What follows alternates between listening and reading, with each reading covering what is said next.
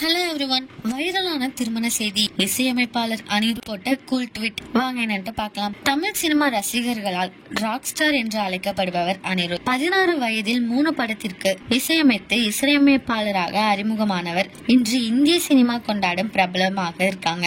முன்னணி நாயகர்களாக இருக்கும் ரஜினி, கமல், விஜய், அஜித், சூர்யா என பல முன்னணி நடிகர்களுக்கு இசையமைச்சிருக்காங்க. தேவரா படம் மூலம் தெலுங்கிலும், ஜவான் படத்தால் ஹிந்தியிலும் அறிமுகமானாங்க.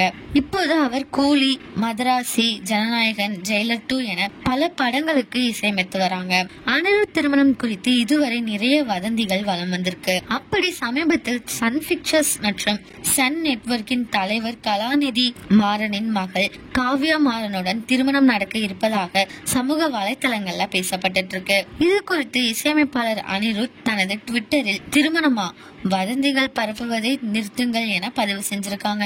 இந்த நியூஸ் பத்தி நீங்க என்ன நினைக்கிறீங்க அப்படிங்கறத கமெண்ட்ல சொல்லுங்க. இதே மாதிரி லேட்டஸ்ட் நியூஸ் அப்டேட் தெரிஞ்சுக்கணும்னா இந்த சேனலை சப்ஸ்கிரைப் பண்ணிக்கோங்க.